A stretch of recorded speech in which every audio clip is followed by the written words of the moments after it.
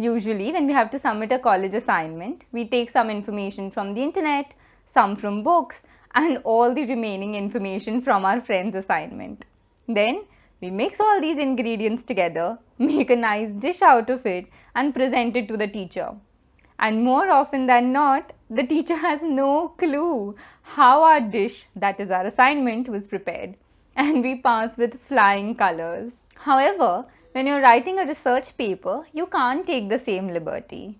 A research paper undergoes a stringent peer review process, and therefore, giving due credit to the sources from where you took information from becomes very important to showcase your credibility as a researcher. Now, if all this sounds Greek and Latin to you, you can register for a free demo or attend my research paper writing workshop to learn everything about writing and publishing research papers. And now, let's learn more about plagiarism.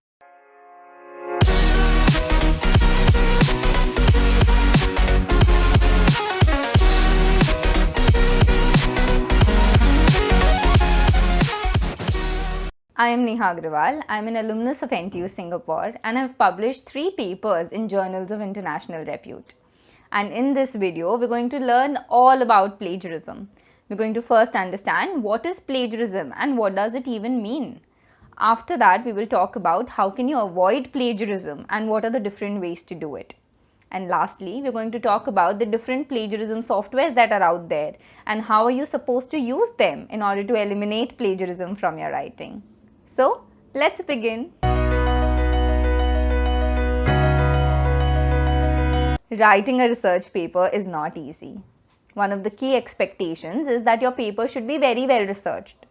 So, you should include a background of your study, what is some of the existing work already done in this area, what are some of the ideas that actually led you to arriving at the objective of your research. But whenever you use ideas or words of others, you need to exercise caution because you are at a chance of committing plagiarism. So what exactly is plagiarism? Whenever I ask my students this question, they tell me, ma'am, it's copy and paste. And that is correct.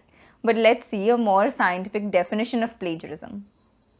So plagiarism is an unethical practice of using words or ideas, either planned or unplanned, of authors, researchers, or your own without due acknowledgement. Okay, that sounded really complex. So, let's break this definition down to understand what plagiarism means.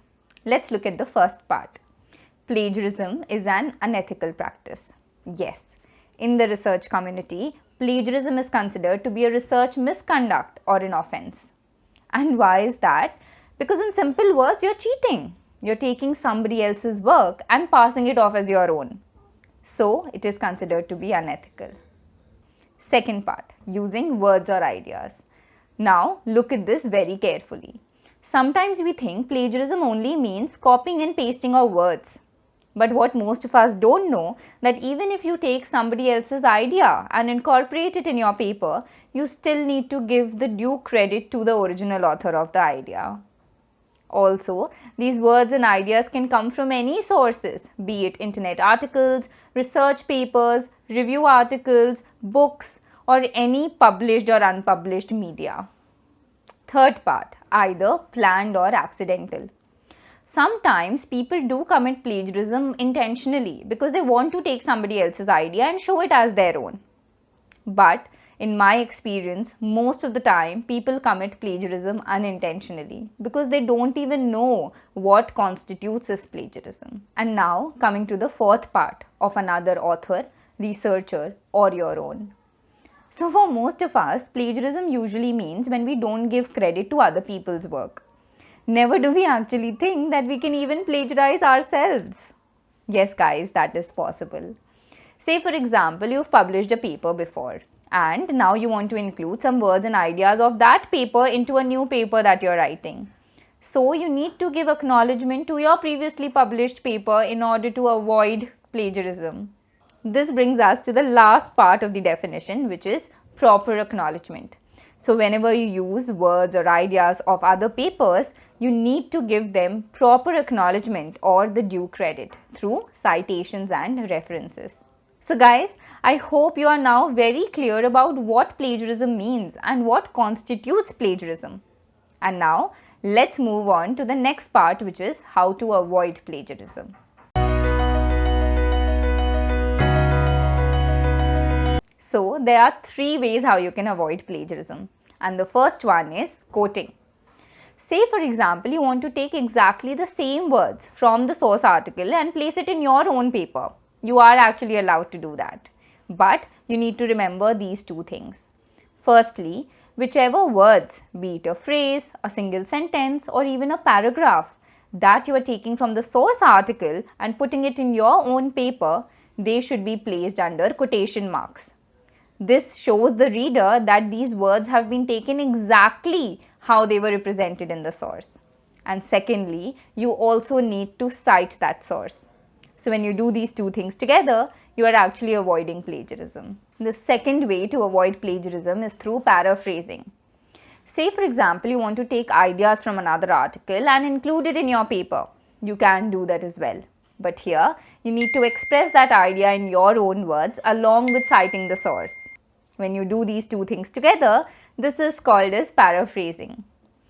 Now sometimes what we think is that we can take some sentences from the source article, change the keywords with synonyms and then include it in our paper, and we are paraphrasing. But that is a wrong approach. When you want to paraphrase, you need to change the entire sentence construction, change the vocabulary and write those sentences in your own words. And only when you do that, along with citing the source obviously, only then can you avoid plagiarism. Third one is summarizing. Sometimes a particular idea has been shared in 4 to 5 papers and we want to incorporate that key message in our own paper. Or say for example, a particular idea has been shared in 2-3 paragraphs in a particular paper and we only want to incorporate the gist of it in our own paper. Well, you are free to do that as well. So here we write the information in our own words and then cite all those multiple papers or single paper, basically wherever you've taken the idea from. So if you think about it, summarizing is actually paraphrasing, but the number of words used here are less as compared to the source text. That is the only difference. So guys, these are the three different methods how you can avoid plagiarism. And no matter which method that you go for, always remember to cite the source. And now, let's learn about these plagiarism correction software. So there are many plagiarism correction softwares that are out there, like Turnitin, Authenticate, Grammarly, and so many others. But Turnitin is one of the most popular plagiarism correction softwares. So today we're going to talk about that. So once you've written your paper or completed an assignment, you can feed it to the Turnitin software. The software compares your work against billions of internet documents, archived data, and repositories of periodicals and publications. And then it generates an originality report. This report indicates the percentage of your work that was similar to the other data that the software compared your paper against. But one thing to note here that most of us are unaware of, that this is a similarity index percentage. Nowhere have these softwares claimed that this is the percentage of plagiarism in your work. So always remember that. So what are you supposed to do with this similarity index report? Well, you're supposed to use your judgment. Look carefully at the highlighted text that matches the other source and then decide whether these similar text needs to be changed or not. Say for example, you're using the method of quoting to avoid plagiarism. And so, your research paper or your assignment would consist of word-to-word text from another paper. And when you feed this to the Turnitin software, it would obviously highlight it as being similar to another source. But are you really committing plagiarism? No, right? Because you've already placed this information under quotation marks and also cited the source. So you know that you are not committing plagiarism, but obviously the software doesn't know that. So you should ignore it and move forward. Let's look at another scenario. Say for example, this time you're using the method of paraphrasing to avoid plagiarism. But for some reason, the paraphrasing has not happened properly. Most of the sentences are same as the source text and only few words are changed here and there. So if you now feed this to the Turnitin software, a lot of this information will be highlighted as similar. So what should you do? You should try and rephrase all this information one more time so that it is in completely your own words. So before submitting your research paper or your college assignments, you should definitely use these plagiarism correction softwares. But at the same time, you should also use your discretion to understand what constitutes or does not constitute as plagiarism. So guys, that is all that I wanted to share with you today about plagiarism. If you liked this video, do hit the like button and subscribe to this channel. It will motivate me that I should make more videos on research. Also, if you want to learn research writing in detail, don't forget to register for a certification course on my website.